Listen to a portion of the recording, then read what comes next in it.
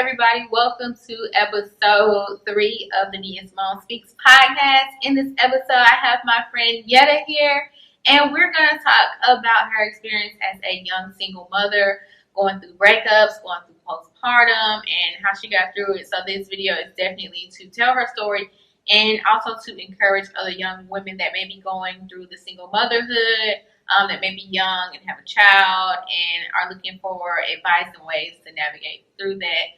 So you can go off by starting, I guess, from the beginning. And if you're watching live, you can also listen to this on Apple Podcasts and Spotify. The links will be down below.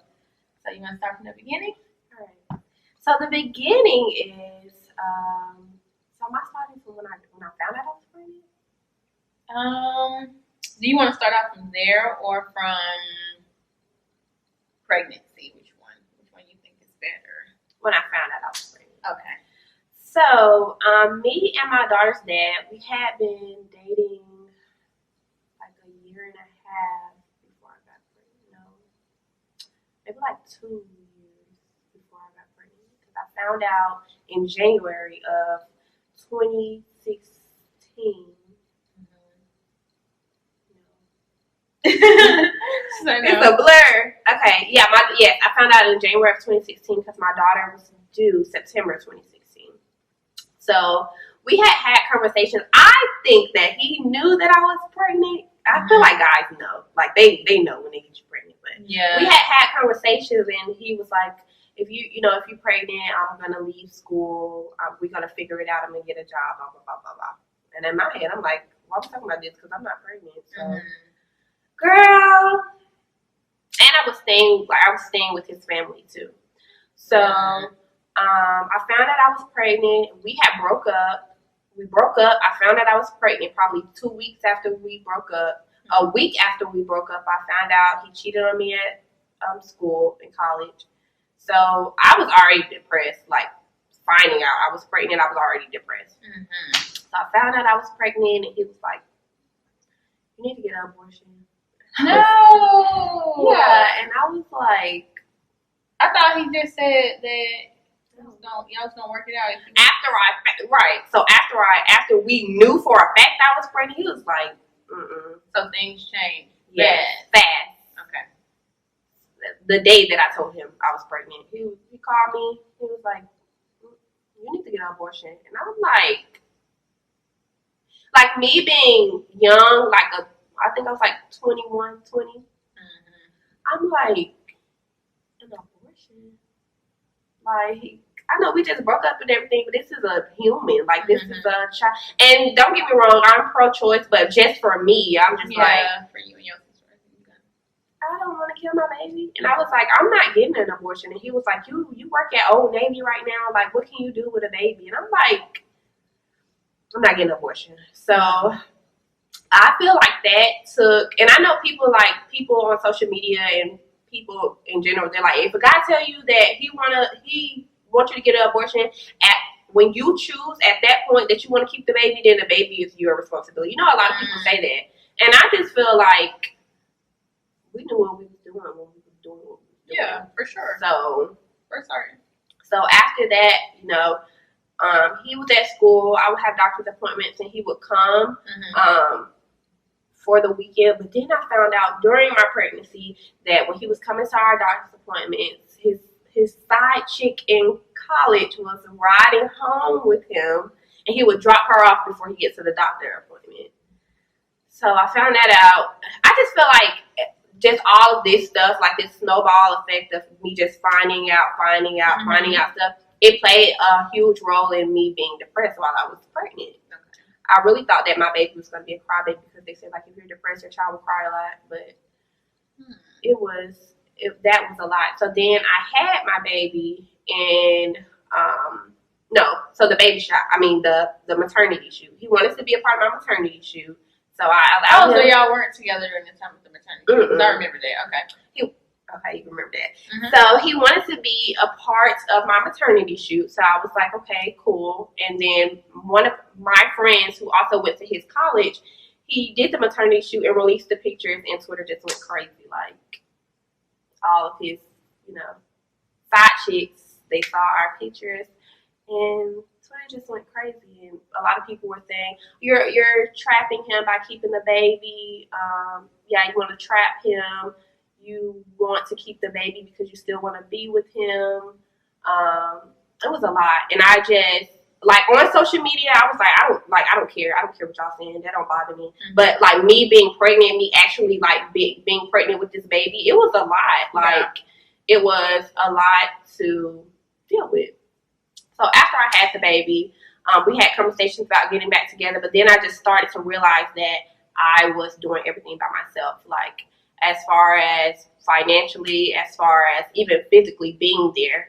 I was dealing with postpartum, and I was taking care of my baby by myself. And it was even to a point where when I had my baby, he was supposed to come back a week after I had my baby, because I was living in another state, and he was supposed to come back and help me with the baby, and he went to his college homecoming instead. And I found out on social media, like I'm thinking that he's on the way to come help me with our baby, and he's at his college homecoming. I'm just soaking it all in. Then you tell your story. So yeah, I mean, just after I had my baby, the girls aspect of it, it just got worse. Like, especially on social media, like girls would follow me and he would delete his comments off of my Instagram about our baby. Like,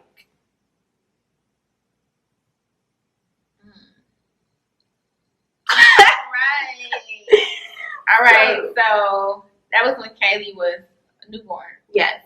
Okay.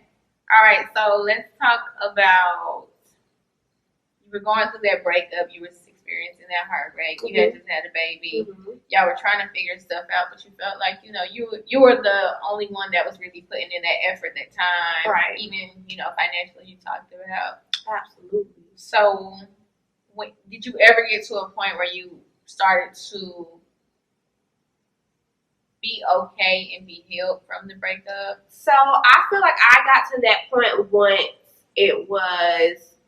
I knew, because I don't know. I feel like every girl is like, oh, I want my family, and we do that trial and error of taking the person back. Like, I want my family, blah, blah, blah. And for me, I was young. I didn't come from a 2-parent household. So I was like, I want to give that to my daughter, but I wasn't taking into account that I can give her that with a step-parent.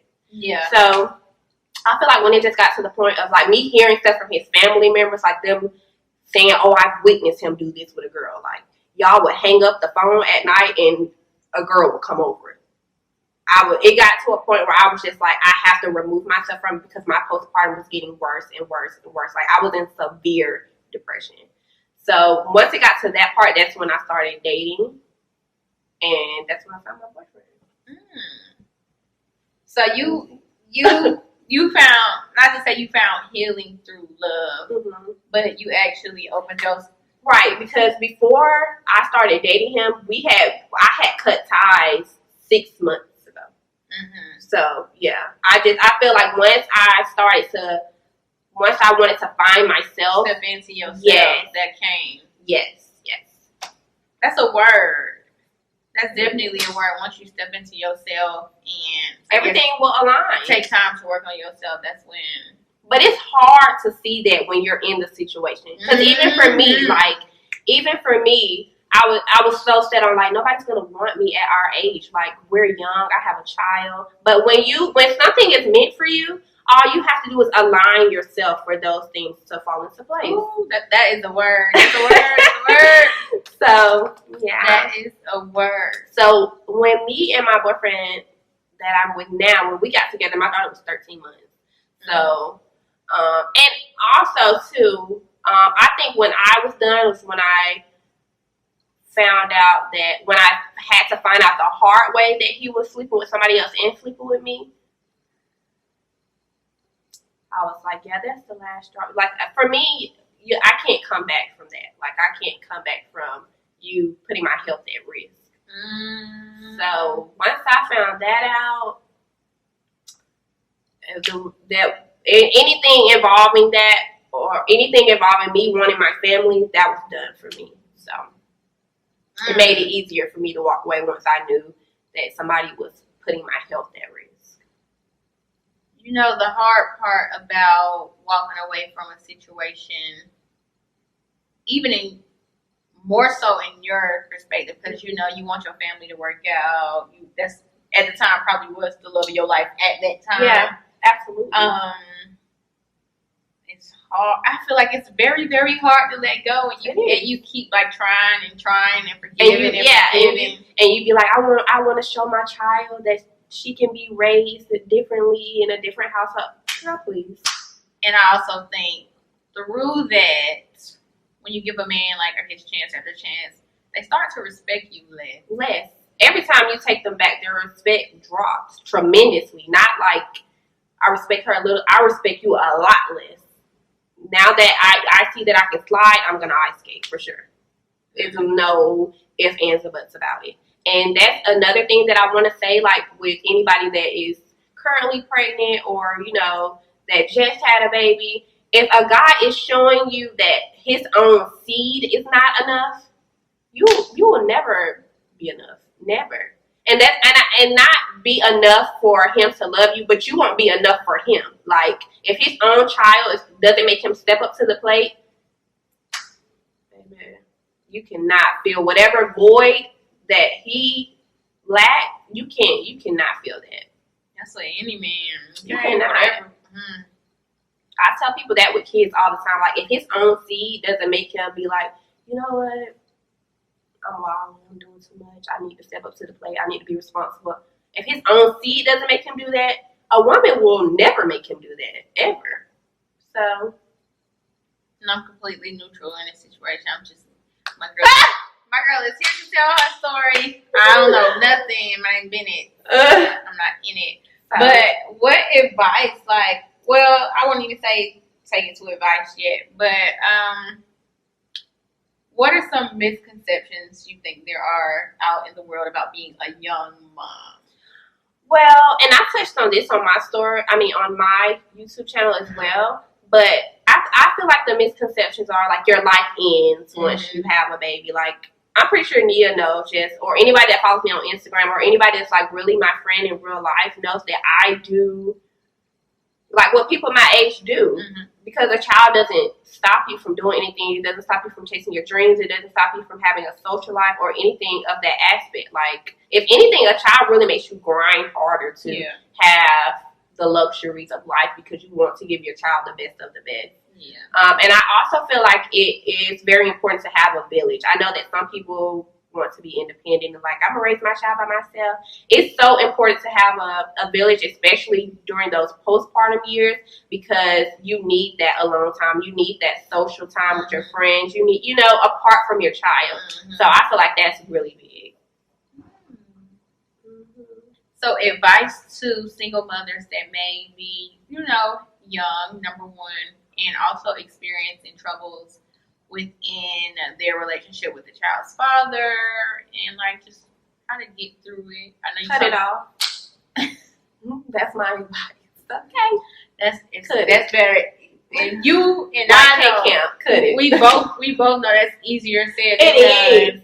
I would say give yourself the room and the time to figure out what you want, because after you have a baby, you kind of get lost in the child, like, and you forget that you're still a person, that you're still human, So I just feel like my advice, what I wish I would have done differently, is just at the time that my daughter was born, when I saw that things were not going to change, I wish I would have given myself time sooner to be like, let me figure out what I want as a person. Let me put the mother aspect of it to the side, and let me figure out what makes me happy. So that is something that I feel like, even if you guys do get back together, even if it's just not right, even if it's not the right time now, just give yourself that time to figure that out or to find that out. So me and her on the same page. We gotta go have drinks. We right here. I know her situation is more about her child and that single motherhood, but everything she's saying just kind of correlates to me, just as somebody who's experiencing heartbreak or experienced heartbreak, that letting go, that that man doing you dirty, having a but it's really the same thing, because before my child got here, we were already, and that's another thing that I want to say too. I want to stress this so much, like for girls who are dating, or if a guy is showing you who he is, baby, that's who he is. Please do not bring a child into that chaos. If a guy is showing you his habits, his red flags, a child, and I'm not saying that I had my child because I thought it would change her dad, but a child is not going to change. He's still going to be sorry, lazy. When that child get here, sorry, lazy, don't want to work, don't have no drive. That's what it is. If he didn't take care of you in the relationship, he's not gonna. He's sorry. All right, so that was Yetta and her experience. Any last words you want to say, or a few things you want to touch on before we close out? Also, I want to say that it doesn't make you a bad parent on either side, because I would like to say that I know there are some single dads out there as well, or there are dads who deal with difficult. I hate the word baby mama. Difficult child's mothers, or whatever, mothers of their children, children. Yeah.